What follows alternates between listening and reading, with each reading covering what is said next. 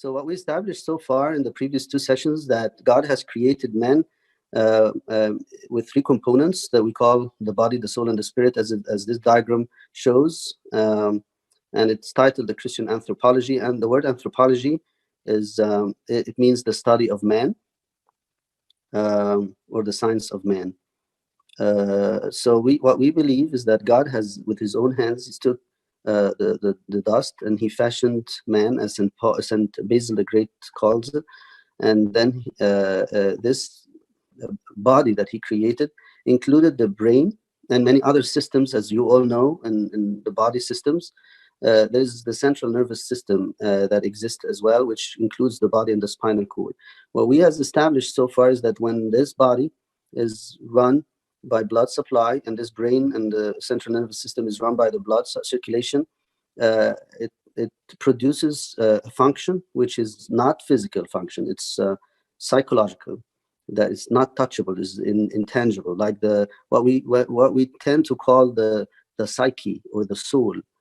Some people call it the mind, but we for this presentation we're calling it the psyche or the soul. And then we know that God has breathed into this system a breath of life from him that gave the three components, the body and the soul and the spirit, that are in front of you. We made a distinction between those three, and we mentioned that in the Bible, it was mentioned in 1 Thessalonians chapter 5, verse 23. It says, "Now may the God of peace himself sanctify you completely, and may your whole spirit, soul, and body be preserved blameless at the coming of the Lord Jesus Christ." We also show this diagram in which it illustrates those three components, and they are interconnected. We spoke about how they are interconnected with each other. So what we have discussed is that the part on the left side of the screen was covered in the second lecture. The second lecture was about the body-soul connection. And what we had used, I'm sorry, the presentation is a little bit not showing. Let me just cancel the PowerPoint mode, because sometimes it causes this disfigurement. So I'm just going to use it that way. Okay, so we started the interrelationship between the three of them.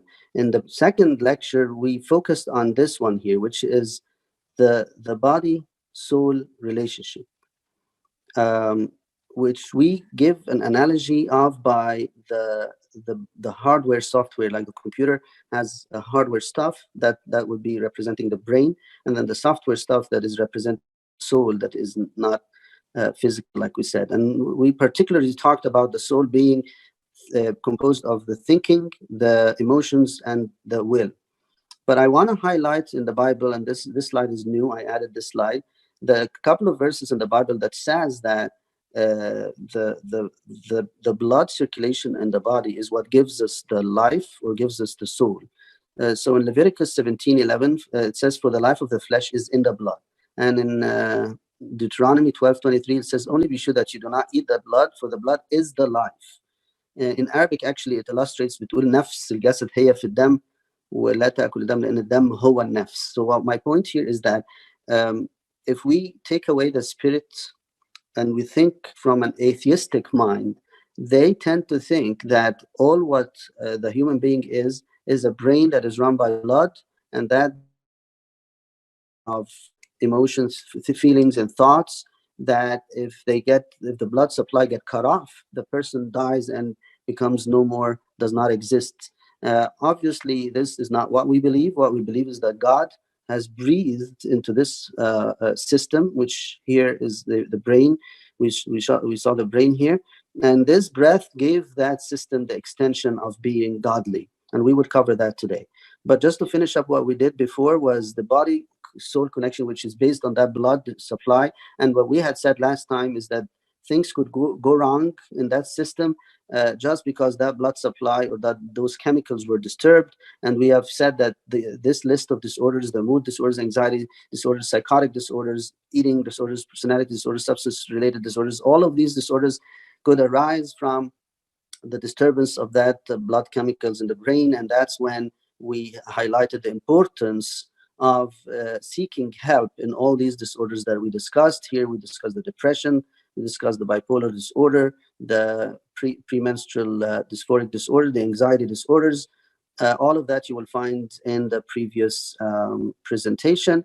We also concluded by saying that God has indicated in the Bible that to honor the medicine, the medical field, including medication. So that's where we stop.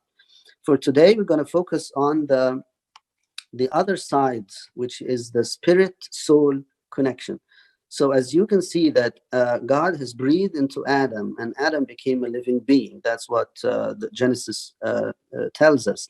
This software now is not only run by that blood supply from the physical body or the physical brain, but it has a godly extension that gave it so many blessings, and we will cover that. So we are going to look on that side now of the formula, which is the spirit-soul connection. Let's talk about what did we gain as humans from that breath of life from God. The first thing we got was that this system, the soul, our being, became immortal, became eternal. In other words, it's not only dust and goes back to dust. If we disregard the spirit, cut it off, then yes, we are dust and going back to dust. But then our souls, because it got that breath from God, it became eternal or immortal. It has the capacity of living forever with God. There is a verse, a beautiful verse in Ecclesiastes 3:11 that says that God has put eternity in their hearts, without which, or except that no one except that means without which no one can find out the work that God does from beginning to the end. Without that breath of life, we will be confused. We don't know what our meaning. Look at what we also got here is that we got something called objective moral values, which means that we had a conscience. All human beings know what's right and what's wrong without nobody to teaches them. Anyone would know that to rape someone or to murder someone, that's wrong. Where is this coming from? Is from the breath of life that God gave us, that gave our mentality, our conscience, ability objectively to delineate between good or bad. In Romans 2:15, it says the work of the law was written in their hearts, their conscience, bearing witness between themselves, their thoughts accusing or else excusing them. We do have a conscience that we took from God. Also, this breath gave us the significance of life. So there are some questions that everyone will one day will question themselves. We call them the existential questions. Who am I? Why am I here? Where am I going? Without this breath of life from God that was breathed into our souls, we would be lost and have no clue about the answers of these questions. But now we can boldly say we are children of God. We are created by His breath. We function by Him. Why am I here? Well, I'm here to enjoy His presence, His life inside of me, His breath inside of me. Where am I going? Well, I'm preparing myself for eternal life with Him. Look at some of the atheists. One of the atheists here wrote this, that don't believe that there is an extension with God. He says that man is the product of causes which had no provision of the end they were achieving, that has origin. His growth, his hopes and fears, his loves and his beliefs are but the outcome of accidental collections of atoms, that no fire, no heroism, no intensity of thought and feeling can preserve an individual life beyond the grave. That all the labors of the ages, all the devotion, all the inspirations, all the noonday brightness of human genius are destined to extinction in the vast death of the solar system, and that the whole temple of man's achievement must inevitably be buried beneath the debris of a universe in ruins. What a sad and gloomy view of man without the breath of God. Basically, what he says here, that man has no significance whatsoever. That's what he believes as an atheist, that is also only run by the brain. But what we believe is that God, by breathing into our soul, that mind there that is thinking, these emotions in there, and this will now is sanctified. So we do not only have a life, but we have a life that has a godly quality. In other words, without this breath, our thoughts and intellects, our minds, will totally be confined into our own selves, and we will simply develop narcissists or egocentrics. And if we only have emotions without the breath of life sanctifying them, then we will be addicted to all kinds of lusts and materialistic things. If all what our wills are going after uh, uh, has has nothing to do with the breath of God, then we will develop greed and vainglory and looking for only this life and its pleasures. And these are all mental health issues. These are mental health issues that are impairments due to loss of the spiritual. If we take away this spirit from the system and we're only functioning as body, soul, hardware, software with the blood supply, and that's it, then we will live a life that is described here by some of the verses. Take this for example. The Lord in Genesis 6 looked at man and said, "My spirit shall not strive with man forever, for he is indeed flesh. Yet his days shall be done 120 years." So even the lifespan of man dropped after God has seen that they disconnected themselves, or we disconnected ourselves from Him. The New Testament tells us, do not quench the spirits. It's not a good idea to quench the spirit. We become like animals. We just run by the brain and its blood. And also in Jude 1:19, people like that would be described like these are sensual persons who cause divisions, not having the spirit. It's very, very clear. James also says this wisdom does not descend from above, but is earthly, sensual, and demonic.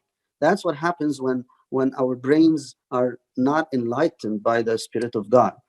Uh, Briefly discussing specific mental health disturbances due to the disconnection from God. Well, addictions, all kinds of addictions.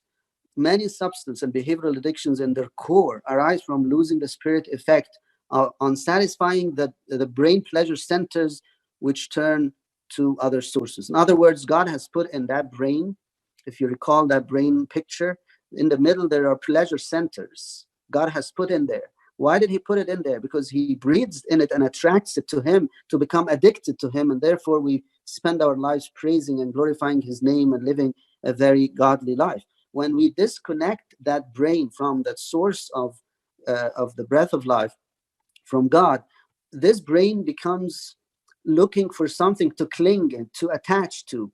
And what happens is whenever that happens, that attachment turns to be an addiction, whether it's a substance addiction or a behavioral addiction or a person addiction, but at the core, it is an addiction. So let's not leave our spirits to lose that effect on our brains, otherwise we'll turn to be addicts.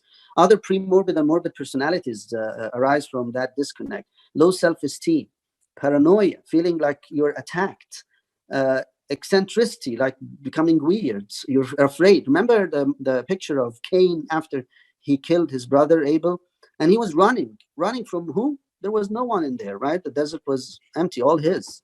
But he felt like someone is after him. That's paranoia, that's anxiety. Adam and Eve, after disconnecting from God, they turned to be so shameful, doubtful, anxious, depressed, fearful. They're running away. All these negative mental health disturbances happen just because of distancing from God or cutting off the spirit influence. Also, narcissism, as I mentioned before, egocentrism, psychopathic tendencies, like feeling that you're angry, someone who's angry or disregarding everyone. Identity confusion, feeling lost, dependency on someone, can't get rid of that relationship, fear. All of these are, whether premorbid or morbid personality disorders, arise from the disconnect of the spirit. Also, passions, the brain, the soul components that I mentioned before, the will, the thinking, the emotions. If they are not protected by the breath of life, they turn into passions. I wrote some of them here, and there's a famous book called Seven Deadly Passions by the Church Fathers. It's the ego, the lust, the gluttony, the slothfulness, the anger, the greed, the vainglory, and envy. Um, that's why Christ came, my beloved, with this statement, and I love to call it the mission statement of Christ.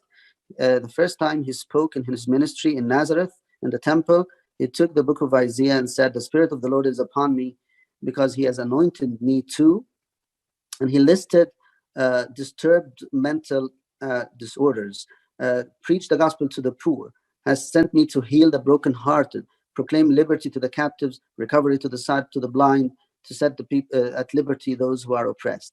That's why in the book of Proverbs, it says the spirit of a man, this breath of life, will sustain him in sickness. So if that man is sick from any of those ailments that we mentioned,